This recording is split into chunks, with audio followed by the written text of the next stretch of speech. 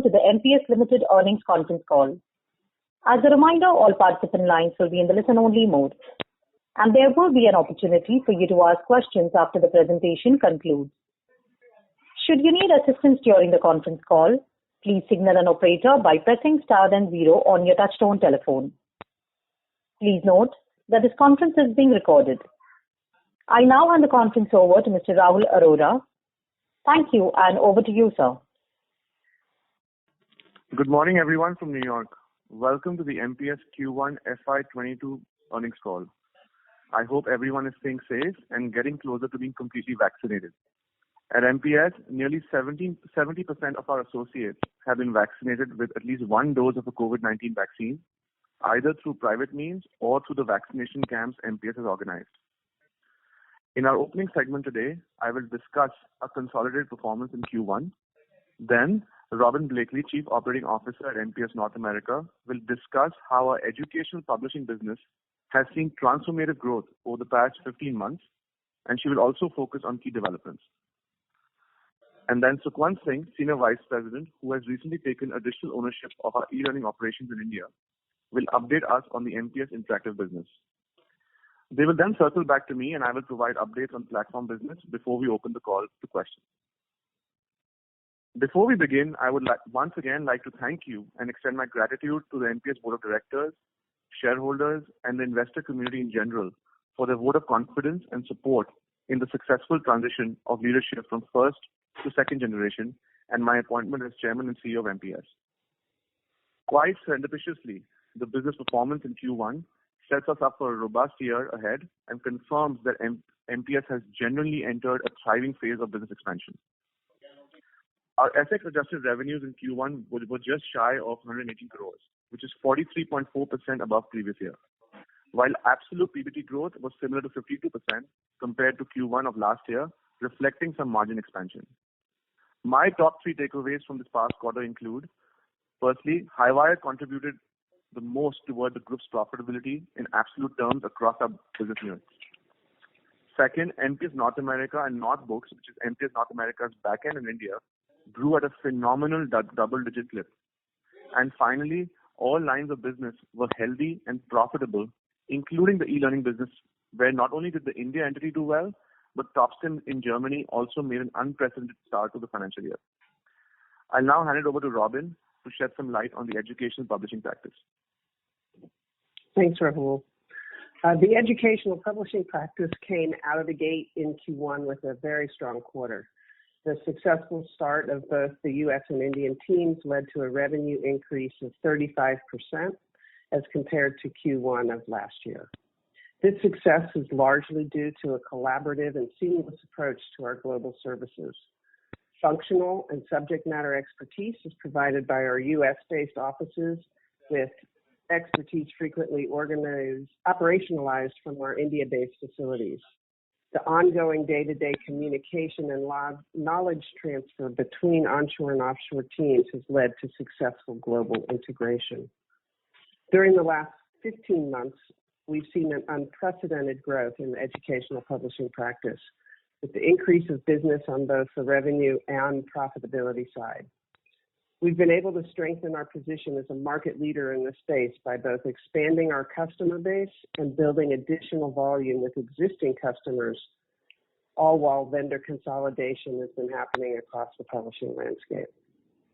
With the dependency on the state adoption cycles for the U.S. K-12 education sector, we continue to focus on expanding our client base to include publishers in the global market, as well as those focused on adult-based education, high school equivalency, and employability skills. That said, there are large opportunities headed our way this fiscal year due to upcoming math and science adoptions looming. We're also seeing a lot of growth in the higher education content development space as we increase the scope of our services with existing key clients. Sukhwant, over to you. Thank you, Robin, and hi, everyone. So MPS Interactive made a strong, profitable start to financial year 22, though our expectations on revenues continue to be higher than the run rate in quarter 1. On the revenue side, we grew primarily due to addition of new clients in North America and 2 of our top 10 accounts did much better than expected, each contributing significantly this quarter. On the expenses side, we are unlocking the learnings associated with operational efficiencies on the content side of our business and are already seeing some early positive results. While North America continues to be largest market for MPS Interactive, we secured some great business in Australia, Singapore, and the Middle East this past quarter.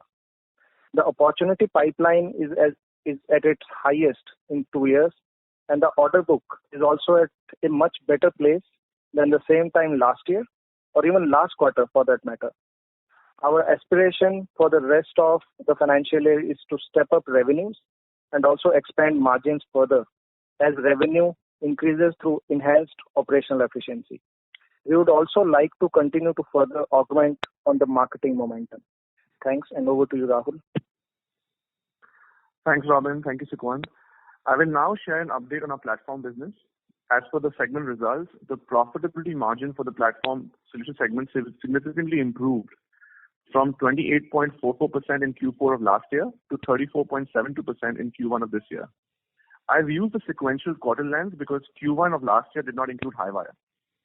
And while revenue was down in Q1 of this year compared to Q4 of last year, this was much better than what we expected in the platform business. The incumbent business saw double-digit growth in Q1 with an increase in business from core customers.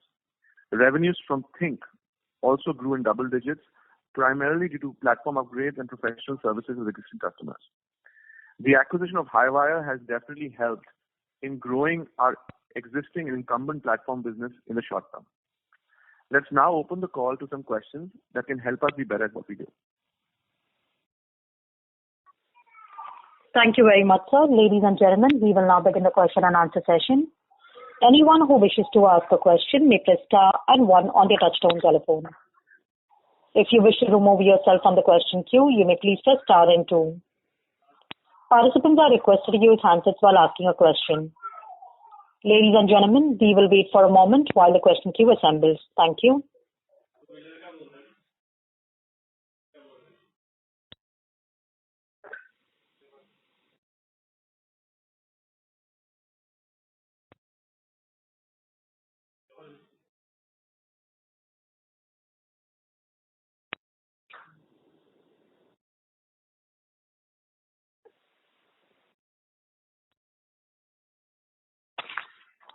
Participants, to ask a question, you may please press star and one.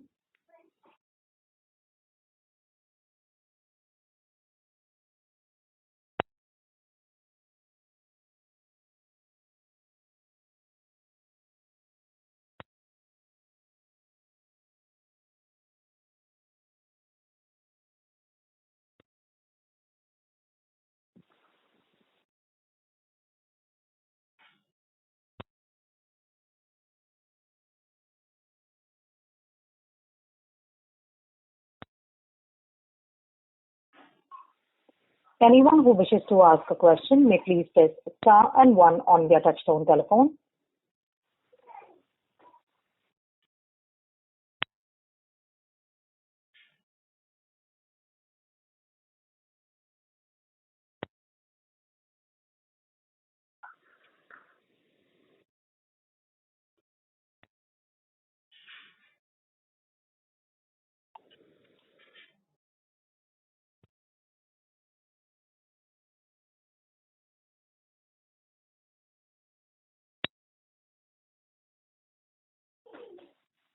Reminder to all the participants, to ask a question, you may please press star and one on your touchtone telephone.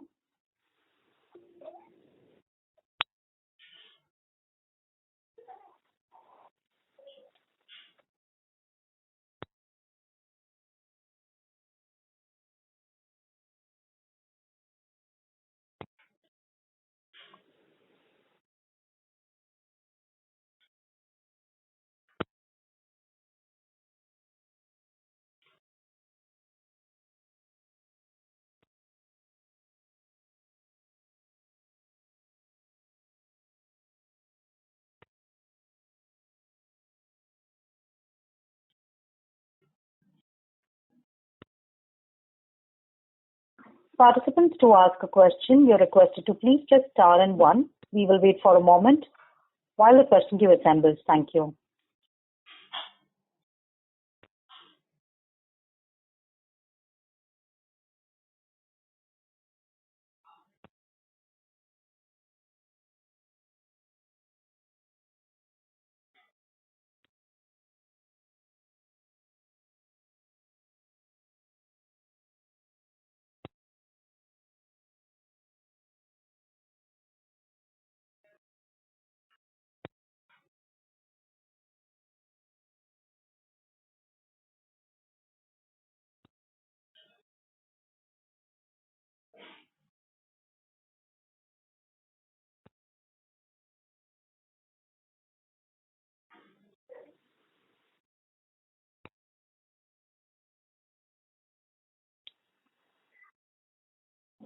Participants, you're requested to please press star and one to ask a question.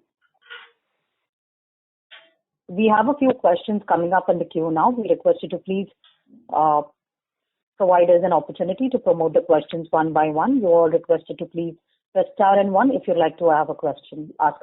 Sorry.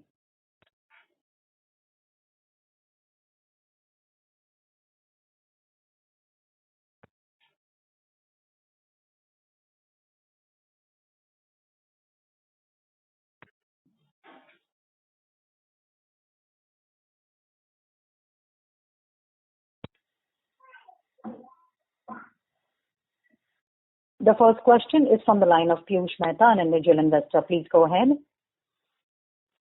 Hi, everyone. Congratulations for a great set of numbers this quarter, and good luck for the future as well. Just a very simple question. In the platform business, there was a shift from Topsin from platform to e-learning. So, first, what's the revenue for this company, and like to like, what's the impact given this? I believe would e-learning be positive if this restated numbers were not given? So I can take that. Thanks, Piyush. So we cannot disclose what the Topsin numbers are for competitive reasons. It's a very competitive marketplace. Having said that, as the movement had happened, the movement has also been reflected in the past quarter. So it's not that we've only changed the existing quarter numbers, but when you look at the comparables for the previous quarter, they are like to like. That's the way they've been managed. Overall, the reason for this move is because we believe, Topsin, it fits closer into the e-learning segment. Also our chief decision maker for Topsin is part of our e-learning business. So it made more sense for us to have Topsin that we acquired through the Tata Interactive acquisition as part of our e-learning business. Right. And on the second part, so we've done really well on the e-learning side this time, and platform business was kind of flat. And I believe that is where across the three segments, I think that is where there's most excitement on in terms of the kind of margin that the business offers and the kind of growth that we foresee. So if you look at over the next 4 to 6 quarters, what is it something that that the management sees on the platform business side? So while we don't give quantitative forward-looking guidance, I can share some qualitative aspects. I'll also speak for a minute on the e-learning segment. On the e-learning segment, while we've done well on the profitability side, the revenue is still below our expectations, and we're expecting revenue to pick up in the rest of the year on the e-learning side. And as revenues pick up on e-learning, margins will also improve. So we're very optimistic about the e-learning business in general. Coming to the platform business, the platform business really there's two things taking place here. We have a business that we acquired that's called Highwire, which is the bulk of the platform business. And as we know, we acquired a declining business. So that Highwire business has still not bottomed out. It will probably bottom out later in the year. But interestingly, what's happening is because of the acquisition of Highwire, our existing platform business has actually started to grow in double digits because we're getting more credibility in the marketplace as a platform company. So I think this year will be, on the platform side, it definitely will be, a wait and watch kind of year where we have to see to what extent does the Highwire business finally decline to, and to what extent are we able to replace that revenue with our existing platform business. And then next year, we should see more stable revenue growth in the platform business. That's more on the revenue side. On the margin side, of course, there's still a lot of improvement to be done. We've made a good start in the first quarter, but we'll be looking to step it up through the end of the year. Okay, that's very helpful. Thank you so much. Just looking at on the management front, of course, we've hired some really good people. So is most of the hiring done, or are we looking to add more people on the senior side across the businesses? Sorry, could you repeat? You didn't come across very clearly. Could you repeat your question? My question was that we've made some really good hiring across the segments. So are we done with most of the top hirings, or we are still looking to add more people? So we're complete from a senior management perspective. We're definitely complete. Having said that, we are looking to strengthen our people operations. So we are planning to add, a VP and head of global people operations, given that we're so diverse now. So that's one position that continues to be open. And we're also looking to add some people in sales and marketing, but that's not at the senior management level. It's more, at the director level. Great. Thank you so much and good luck. Thank you. Thank you. Reminder to all the participants, to ask a question, you may please press star and 1 on your touchtone telephone. We have the next question from the line of Anup Kulkarni from Pine Ridge. Please go ahead. Hi Rahul. Congrats for good set of results. Hi. So my question is regarding our basic e-learning business. So before this restructuring of TopSync moving to e-learning, so how is that business shaping up? Is there any improvement after the pandemic? Because we were talking about corporates halting their learning operations. So have we seen any improvement in that? Yes, we've seen, as Sukhwan mentioned in his opening remarks, we've seen a lot of improvement. On the revenue side, a lot of our so as a standalone entity, the India business, grew this past in Q1, some modest 8% type of growth on the revenue side, and profitability also was in double digits after a very long time. So it was nice to see that the standalone India e-learning business did well both on revenue and profit. On the revenue side, we had, some of our old customers are now again waking up in terms of their, learning and development needs. Additionally, we've been able to secure a lot of new logos this past year, and a lot of that business is contributing to revenue. Having said that, while we made a very good start to the year, both on revenue and profitability, our expectations are still higher with this business. We're seeing a lot of positive signs. Our overall pipeline is at its highest in the last 2 years. Our order book is also looking much better than what it was last year and also what it was last quarter. So, our expectations are very high from the e-learning business. Yes, we made a good start, but we're not done yet. There's a long way to go. So, taking a slightly longer term view, so this business used to be about I think 100 crore per year before we acquired. Correct. Or before the company actually started facing problems. So how long do you think we would take to reach that level? So not on this reported basis, but on that original business going to 100 crore level. 2 years. 2 years? Okay. Thanks. Yeah. That's it from me. Thanks. Thank you.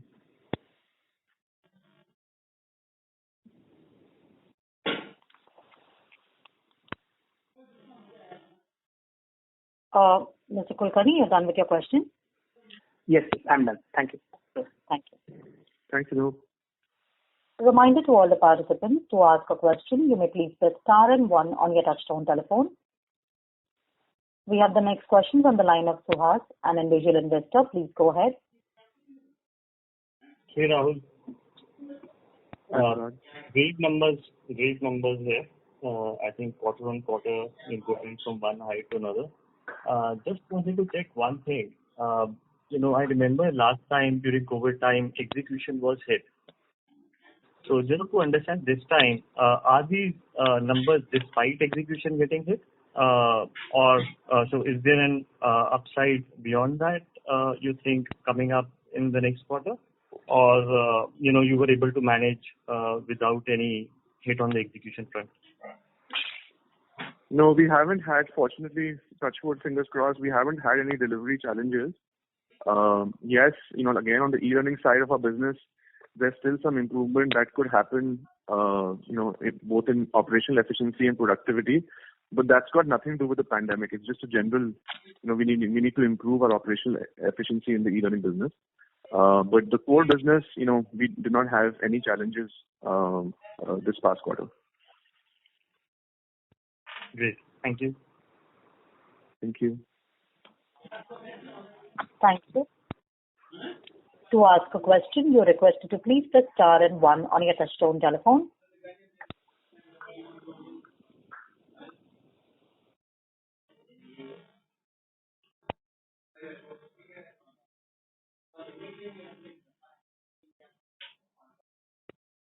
The next question is from the line of George John from Equity Intelligence. Please go ahead.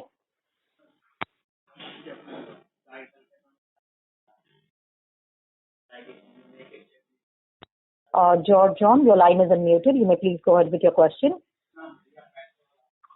Hi, I hope I'm audible. Yes, you're audible now. Could you please share the revenue from the HighVolt business for the quarter? We don't provide business unit-wise revenue details simply because this is a very competitive marketplace.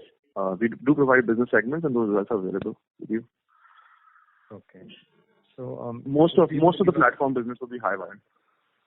Okay. So is there a sustainable margin that would provide for the e-learning business? Sorry, for the e-learning business? Yeah. Sustainable margin. So most companies that do well in this space, operate between 20 and 25% margins, and our first milestone, of course, is going to be to get to that range, 20 to 25%. But MPS is not an average company, so our goal would, of course, be to perform above average. The first milestone is to get to that 20 to 25%, and then, of course, once we get there, then we want to beat the average because those seem to be the average industry numbers. There are some changes we have to make to our operating model, and those initiatives are already underway. Okay. Thank you so much. Thank you. Thank you. To ask a question, you're requested to please press star and 1 on your touchtone telephone. The next question is from the line of Arvindar, an individual investor. Please go ahead. Hey Rahul, am I audible? Yes, you're audible. So congratulations on an excellent set of numbers. Very heartening to see all the efforts that have been put in by the team. So congratulations.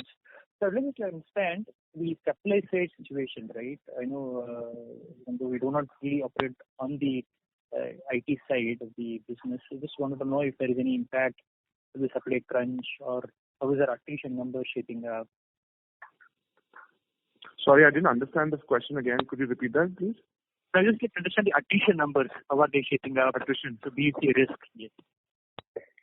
Yeah, so for us, I think last financial year, our attrition numbers were, very low because it was I guess it was a pandemic year and people were not looking at moving jobs on average. So last year we saw very, very little attrition compared to our usual trend. This year, I think the attrition levels have gone back to the pre-COVID years.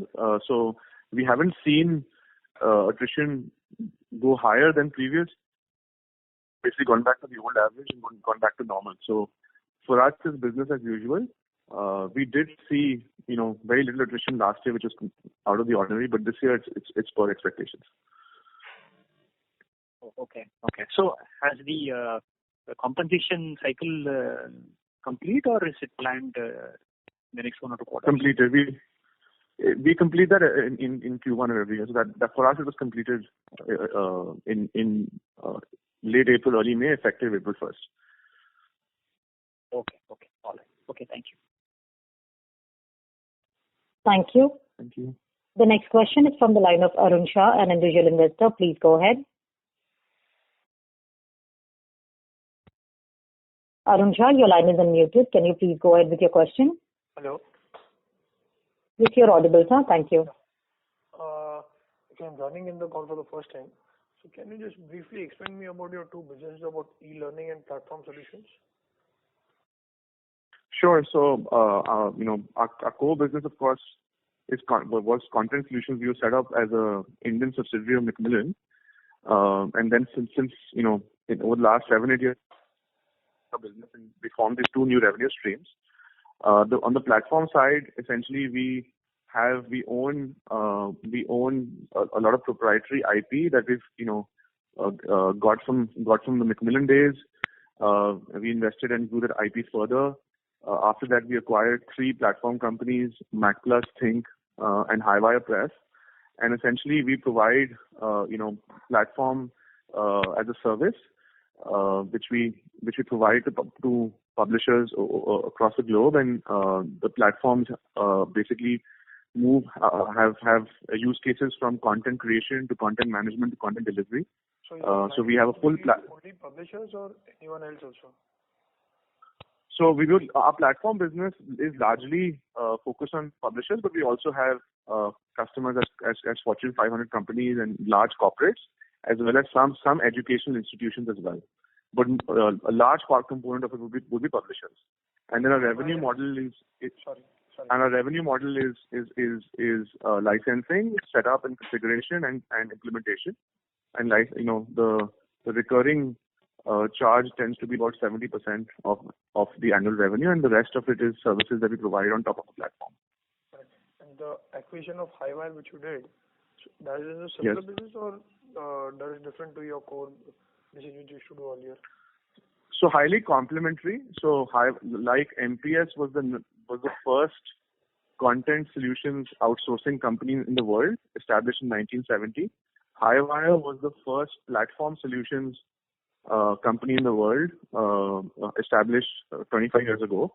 So highly complementary business, same domain, same marketplace, but it's basically, MPS in the publishing domain was understood to be a content solutions leader, and Highwire was known as the platform solutions leader. So it's been a good combination for us. What we've done after the combination is we've taken some of our platform solutions, and we're now marketing those solutions under the Highwire umbrella brand, which has been very successful for us in the short term. Highwire, of course, has a lot of credibility in the marketplace. Stanford founded organization, known as a thought leader and known for innovation in the publishing community. So Stanford is your companies like Stanford is your client, right? Stanford Publishing and all. I'm sorry? So Stanford is one of your clients? No, Stanford University was where Highwire was incubated and founded. They're not a client. So who's your client? So can you name one of the companies, something? Who's your client? So our top customers would include some of the large publishers like Elsevier, Wiley, Taylor and Francis, but also medium-sized publishers like Royal Society of Chemistry, British Medical Journal, American Chemical Society. So it would basically mostly be public. Do you manage the websites also, like on the content side? I'm sorry? You manage the website also on the content side? So we provide the platform as a white label, which is the website, and the front end is one component of the platform, but we provide the entire platform ecosystem through which content is sold. So if I am a publisher and my website is called publisher.com, the entire ecosystem that powers publisher.com is provided by us to the publisher. Correct. Got it. Can you just briefly on the e-learning side, what are you doing? Yeah, on the e-learning side, essentially, what we provide is any organization any large corporate has a learning and development function. The learning and development function is focused on making sure that the employees are going through the typical employee life cycle of selection, recruiting, onboarding, retention, and growth. And what we provide content and technology solutions that enable that. So, for example, if an organization is looking at an onboarding program, build the content and provide the technology assets to deliver that onboarding program in a digital format. So we power the entire content and technology side of learning and development for corporates on the e-learning side. Okay. And that's it. Thank you from all the rest. Thank you. Thank you. The next question is from the line of Dharmesh Ram from Art Ventures. Please go ahead. Hi, good evening. Congratulations for a good set of numbers. So I think I missed it. What's the size of the order book you are sitting on right now? Yeah, we don't share business unit-wise information. Just it's a very competitive marketplace. What I can confirm is that as of last year and the previous years, most of our order book on the e-learning side was corporates. But now we are seeing a 70-30 split where 30% of our revenue or our order book is from education institutions, which for us is a wonderful development because this is an area that we have deep expertise in. Okay. So one more follow-up here. So what's the effective tax rate you are expected for the company going forward? I think I have seen quite a bit of fluctuations out there. And I think this quarter the tax rate was low, and because of that, 4 crores of additional profitability was added to the PAT. So going forward, what base we can take as a tax rate percentage on the PBT? Yeah, I think last year our tax rates were higher because we had gone for there were two big events that took place. One, we had gone for a government scheme called Vivad Se Vishwas to settle an old tax matter that we had inherited from the Macmillan days. And second, because of the new because of what's been introduced in the Finance Act on treatment of goodwill, we had to also have make some changes in our tax working. So last year was an abnormally high tax rate year for us. I think what you're seeing in Q1 is fairly reflective of the path forward. This is going to be our standard tax rate going forward, what you're seeing in Q1. Okay. That's good. Thank you so much. Thank you. Thank you. The next question is from the line of Ajay Kapadia from Motilal Oswal. Please go ahead. Hi, Rahul. Hi. Rahul, as you rightly said, that we will compare this result with the fourth quarter rather than the first quarter YOY. I would just like to know for the whole year under which segment we think the growth would come other than the e-learning. Platform side, you said that this year would be wait and watch. So I'm assuming that the platform side we might not grow. And for the content, you have always said that it's like 3 to 4%, growth area. So how do you, look out where the growth will come from for this year? Sure. So I'm not sure if you joined the last call, but I made a correction to that statement on the content side. So like you rightly said, platform business, this is more a wait and watch year because this year we will basically understand what is the true scale of the business because we have a declining business where we're trying to arrest the decline, and we have a growing business, but we don't know how much growth we'll get in that business. So it should average out, and we'll know more in Q3 and Q4.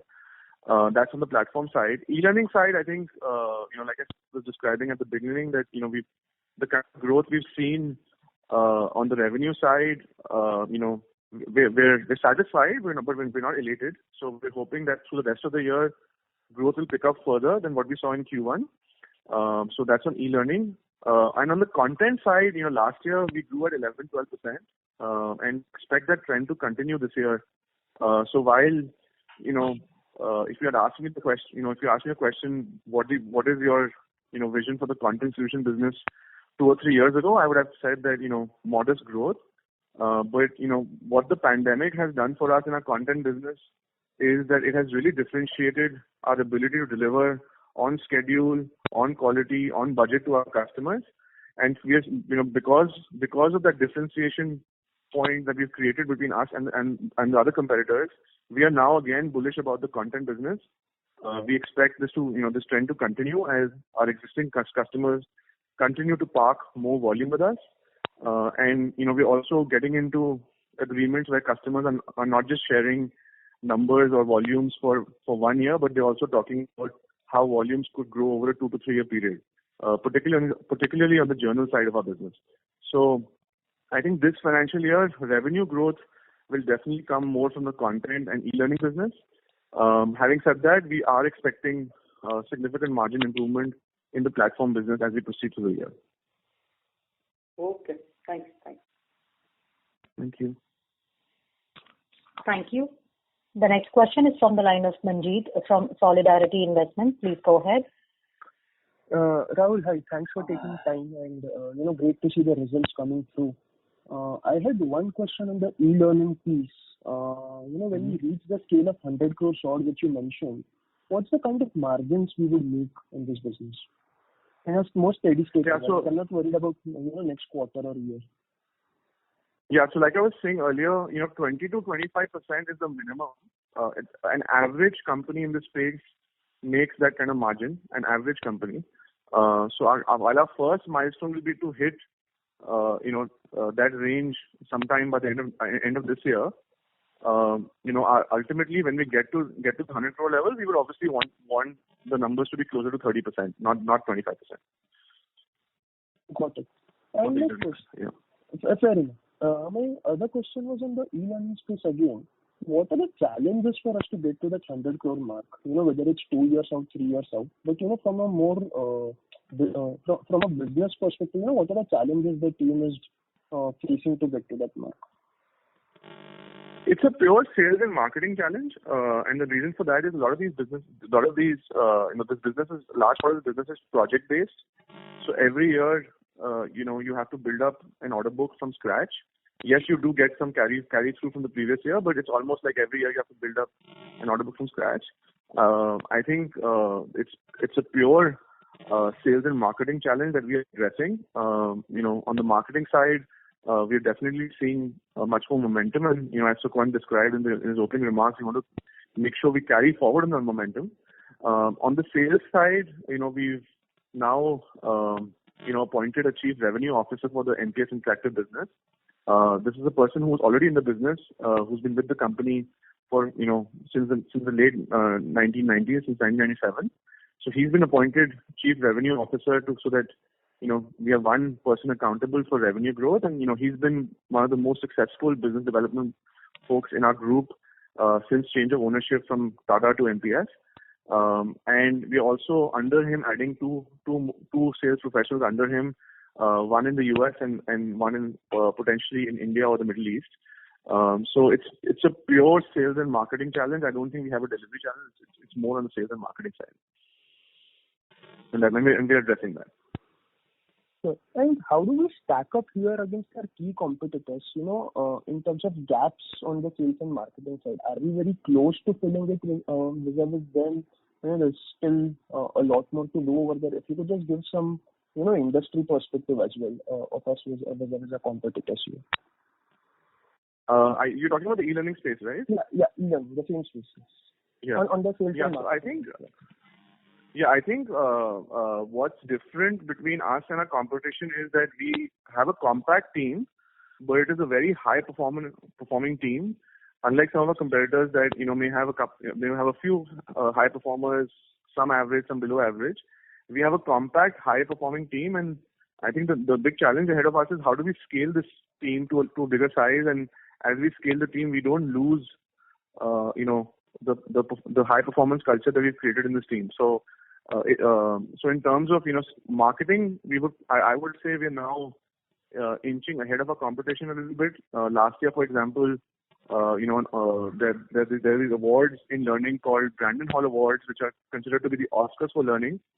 We were one of the top 3 companies in terms of number of awards that we received. We received about 34 awards last year in the learning space.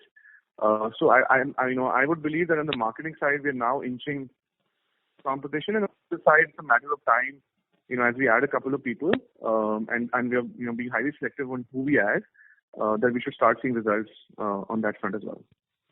Great. Rahul, just 2 more questions and I'll come back in the queue. The first one was, in terms of incentivization of our core team, I'm not sure how we do it, but is it via ESOPs or,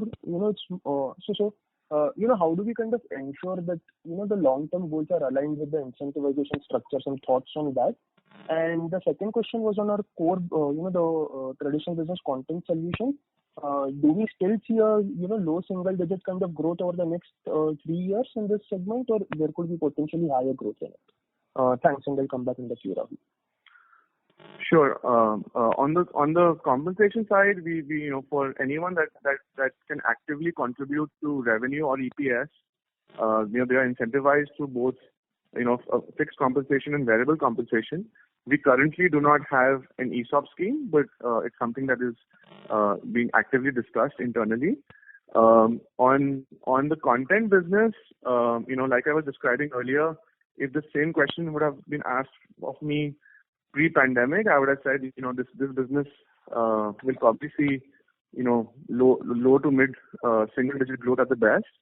Having said that, this past 12 to 18 months have been phenomenal for us on the content side, in the sense that the strong players in this market have become stronger, and the weak players in the market have become weaker because on the delivery side, we've been able to deliver a higher volume of work even through the pandemic, and because of that, our customers are viewing us different, and also to us, with more emphasis, both in terms of visibility, but also in terms of their commitment to us as a supplier.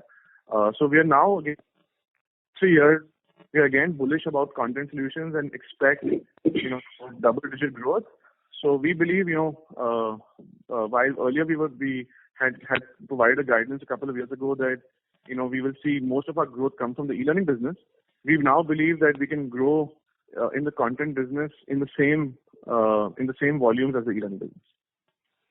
And this growth on content business, the pricing pressure has eased off, is it? Or it will be a mix of, volumes coming through and pricing pressure still, continuing, which we saw in the last couple of years? I wouldn't call it pricing pressure. I would call it a pricing gift, in the sense that, pricing for us has always been something that we've used to our advantage. As we have, a significant operating model in Dehradun. We have about, close to 1,000 employees there, and there's a lot more capacity in Dehradun. Secondly, we take a lot of pride in automating things on the content side, whether it's things to do with workflow or to do things that are mechanical. We tend to automate them. So between automation and our Dehradun model, we use pricing, downward pricing as an advantage, and yes, prices will continue to go down, but it will also mean increase in volumes, and overall, we are confident that, in the revenue equation of P into Q, as P reduces, Q will increase at a faster clip. So we've done all the math around that and the forecasting around that, and when we are managing these agreements with our customers, and yes, it could mean pressure for the industry in general, but for MPS, from an MPS perspective, we're using it as an advantage. Thanks a lot, Rahul. Thank you. Thank you. The next question is from the line of Jyoti Singh from Arihant Capital. Please go ahead. Hi, good evening, Rahul, and congrats on the good set of numbers. I just wanted to understand the education platform opportunity and what is the size of the opportunity. If you can. Thank you for the question. Yeah. Yeah, I think so. So from a platform side of our business, we find it there's not much research out there on the publishing platform landscape. What we do know is that we have our platform ecosystem is broken into various parts. So there's a content distribution and delivery ecosystem. There's an analytics ecosystem. There is content authoring and content creation ecosystem. Then there's a content workflow and content management ecosystem. And while we don't know what each of these modules or each of these sub markets could be valued at, what we do know is that in each of these modules I described, so there's 4 or 5 different modules. Our largest competitor has revenues upward north of 50 million in each of the modules. So for every module we have a unique larger competitor, and each of those competitors have revenues north of $50 million. So so if I were to just add that, the number one player across all the platform ecosystems that we have, their combined revenues would be north of 300 million. But that's just one competitor. So there's not much research out there that we have access to.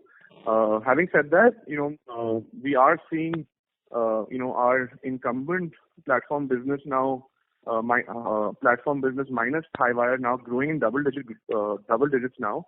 So once things do stabilize with Highwire, we expect the comprehensive platform business also to grow at double digits. Okay, thank you. Thank you. Thank you. The next question is from the line of Tanay Beda from Right Time Consultancy. Please go ahead. Yeah, hi. Am I audible?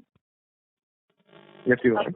Sir, congratulations to the management for a great set of numbers. I had a question regarding the business side. So you mentioned having Wiley as a client. So I wanted to understand what kind of service are we providing to a giant like Wiley? And the next question is, from this academic year onwards, since the universities and classes are going to in-person and switching from online, so would we be seeing any negative impact due to the switch from online to in-person? Thanks. Yeah, so Wiley, of course, is a very strategic customer for MPS. Our relationship goes back over 2 decades. So it started off with us providing content management services for their journals business and their books business as well. So we engaged with them on the content solution side. Prior to the acquisition of Highwire, we were providing Wiley with some platforms on the content management side as well. And then after the acquisition of Highwire, our relationship has grown even further because we 2 of the Wiley products that are significant in revenue are managed and hosted by us. So it's a fairly comprehensive relationship. The only area of business that we do not engage with Wiley today is on the e-learning side, and that's also something that we're trying to nurture and develop. Currently, we are mostly on the content and platform side of the business. And again, the vision, of course, for us with some of our strategic customers is to really be truly end-to-end and engage with them across our various lines of business. So that's one of our big goals over the next couple of years, to be able to navigate that. Could you repeat your second question, and I can answer that? Yeah, sure. So from this academic year onwards, most of the universities and schools in the US are switching to in-person from online. So would we be seeing any negative impact due to that shift? No, we don't see any negative impact. If anything, there may be some positive impact because, on the educational publishing side, any revenue that might have been, that's a customer selling to universities, any revenue that may have been impacted because of people being at home, those products will come back into action. Additionally, most publishers and institutions have moved to digital first workflows. So they produce a digital version first and then the print version. Everything has a digital version today. So yeah, we don't see any impact on people going back into the physical infrastructure impacting our business in any way. Okay. Thank you so much. Thank you. Thank you. Reminder to all the participants to ask a question. You may please press star and 1 on your touchtone telephone. The next question is from the line of Sachit Motwani from Param Capital. Please go ahead. Hi Rahul, congrats on a great set of numbers. My question was on, now you're sitting on 227 crores of cash. Obviously, in the past you've made acquisitions where either the revenues are not growing or declining and you get them at a reasonable valuation. Any thoughts on incremental acquisition? Any change in strategy in terms of trying to acquire a company which is growing and might as well pay a better valuation? Any thoughts on that? Yeah, so great question. Thanks, Ajit. So there's 2 aspects to this question. I think on the acquisition side, the only big change in strategy that's taken place is, we recognize that, whether it's a company that has 3 million in revenues or 20 million in revenues, for us as a management team, it takes the same amount of effort. So what we have kind of taken a call is that we want to definitely, look at acquisitions that are, upward of $10 million in revenues, because only they end up being more meaningful. Having said that, if there's something below 10 million, that is opportunistic and helps us complete some capability area that's missing, we would make that play, but that's not something that we're actively pursuing. But even in that play, we would at least look at revenues of at least 5 million at the least. So that's one change in strategy in terms of we want to take a meaningful bite versus just doing very very tiny acquisitions like we did between in the early days. In terms of an acquisition that's of a business that's growing versus declining, yes, we are having those type of conversations, but we're looking to structure them slightly differently, where we may not just do the acquisition outright as a 100% cash type of acquisition upfront. So those are conversations that we are pursuing, particularly on the e-learning side of our business, because most of the companies in this space are growing, and this is an area that we want to grow as well. So yes, absolutely, we're looking at those type of companies, but we're not looking at a big bang approach there. We're looking at more like possibly a phased approach or other approaches that we are contemplating. So and then the second part of your question, of course, on the which you didn't ask, but I'll still share the information that we are also our board will in next quarter be sharing a dividend distribution policy. So we will be creating a public document that gives access to what our policy is in a more transparent manner. Of course, we will also be evaluating if there's any excess cash at the end of the year, what is the most efficient form of that distribution, whether it is dividend or buyback. Okay. Thanks a lot, Rahul. Thank you. Thank you. The next question is from the line of Mohit Rathi, an individual investor. Please go ahead. Yeah, hi. I have two questions. First of all, congratulations on a good set of results. Thank you. So on the last call, there was that we are going to put a lot of impetus on reviving the Highwire business, but still I think the platform business is on a decline. So what is our initiative on bringing it back and stabilizing it somewhere? And second is on you just mentioned on the dividend or buyback. So last year we did a buyback at around 600, and company has done well. So why don't we look into another buyback? Sure. So I'll take the first question. On the platform side, we must appreciate that we acquired a business that was declining and a loss-making business. So our first goal really has been to arrest the decline and to stop the bleeding and make the business profitable. We've been able to successfully turn around things on profitability very quickly. In fact, under MPS ownership, Highwire has not had a single loss-making month. From the first month itself, we were profitable. So for us, it was a proud moment that in our most recent acquisition, we've actually gotten things right from the first month itself. On the revenue side, in terms of arresting the decline, we understood that many of the issues that the Highwire customers were facing were on the support side, and that had to do more with a capacity problem. We've managed for that by increasing capacity in support in India. We now have 50 employees that are attached to the Highwire business in India. So we've seen, and when we bought Highwire, their total headcount was between 75 and 80. So just the India team today is 90 people. So we've significantly scaled the support function as well as the operations function in general. Many customers are starting to see signs of that. Just to give you one data point, when we bought the company, our total number of support tickets were hovering between 400 and 500 for the Highwire group. They are seeing less than 200, so we've been able to significantly reduce the tickets, and customers are seeing that kind of lift. One of the things we obviously cannot control is any customer that decided to terminate the agreement with Highwire prior to acquisition. We've not been able to turn that around, because normally with a platform supplier, customers only terminate an agreement when things have become really bad. So it's very difficult to recover. Having said that, we did have at least half a dozen customers that were kind of on the fence. They did not terminate, but they were not happy.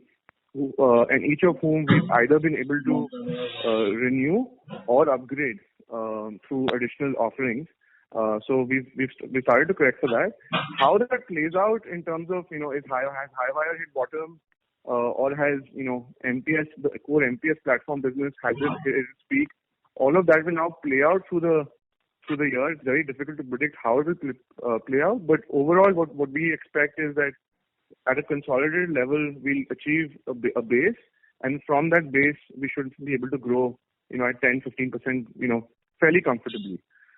On the dividend buyback question, really, my understanding is that two sequential buybacks based on the regulations need to have a 12-month gap. We have not clocked out of the previous 12 months yet. We're still in the 12-month window. So of course, in the next board meeting, we will be, as I described on the previous question, we will be announcing a dividend distribution policy. And depending on when the buyback opportunity becomes available based on the law, rules and regulations, of course we will be pursuing that based on where we are with the funds, surplus funds at that time. Thank you. Thank you. Thank you. Reminder to the participants, to ask a question, you may please press star and 1 on your touchtone telephone. The next question is from the line of Dhruv Shah from Ambika Fincap. Please go ahead. Yeah. Hi, Rahul. Congratulations on a good set of numbers. I just had one question. You said that you don't give guidance, but considering the growth you have shown in e-learning, and you're saying that content solutions growth is also coming back, can we expect mid double digits growth in this year, and then next year maybe platform solutions coming back with Highwire contributing? So can we expect more than 20% growth? Just a rough guidance would be. I can give you some data that might help you arrive at the numbers. But of course, we won't give you, we won't spoon feed you guidance. So that's, we don't see value in that, because in the past when you've done that, in fact, we see that, when we share guidance, we limit ourselves and we set a ceiling on our aspirations, because, once you have a guidance, you try and hit the number, not beat the number. So we don't want any ceiling to our aspirations. Now, in terms of some data points, as I described to Anoop from Pine Bridge earlier on the call, that our e-learning business, we want to get to 100 crores in a couple of years, which means by the end of this financial year, next financial year, our goal will be to get to that scale. So you can do some math on the e-learning side. On our content solutions business, we should grow at the same clip of 10, 11, 12, 13% for the next 2 to 3 years. We expect that. And then once the platform business stabilizes through the end of the year, we can expect 10 to 15% growth in the platform business. I hope that helps you. Yeah, but Rahul, my question was, e-learning is anyway at a run rate of 88 crores, so isn't 100 crores a bit less?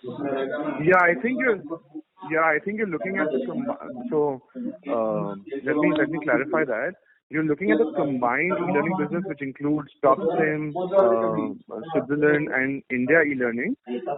So to just give you some sense, we are talking only about the India entity to go to 100 crores, and the combined values and the corresponding combined value that we're talking about is more like 130 crores. So if you take the TopSim and the Switzerland revenue and add them to the 100, it will probably come to 150 crores. And also on the EBITDA margin side, you have shown a tremendous improvement in your e-learning side. So can we cross 30%, and is 30% plus kind of sustainable? Yeah, I think the first goal for us in e-learning is to and I'm talking PBT, by the way, I'm not talking EBITDA, because one of the things that this new MPS has done, which I still as a business person, I'm not an accountant, I don't understand, is they move parts of rent into depreciation. For the life of me, I can't understand. So we've in fact stopped looking at EBITDA. We now look at PBT as a management team, because that whole rent equation moving to depreciation confuses the hell out of us. So the numbers I am talking about are PBT, not EBITDA. So we're talking about 20. The first goal is to get to 20 to 25%, that average range, and then once we get there, then reassemble, reassess, regroup, and then try and see what we need to do to hit the 30. We're not close to the 20-25% range yet, so we want to hit that number first. Right. No, I was talking on the Concall part. Yeah, on the Concall part, I think, see, the other part of it is our content solutions business also is not where it needs to be on the margins front, because, we are expecting some growth at the end of this year on our journal business. So you'll see, some of our, we've increased headcount there. That headcount is currently not being built.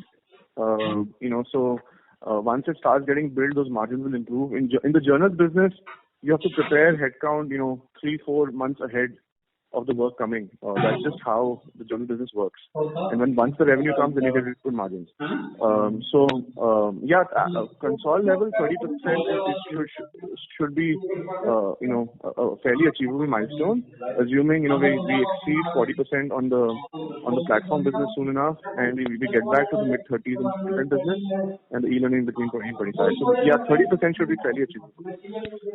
Okay. Thank you so much and all the best. Thank you. Thank you. Reminder to the participants, to ask a question, please press star and 1.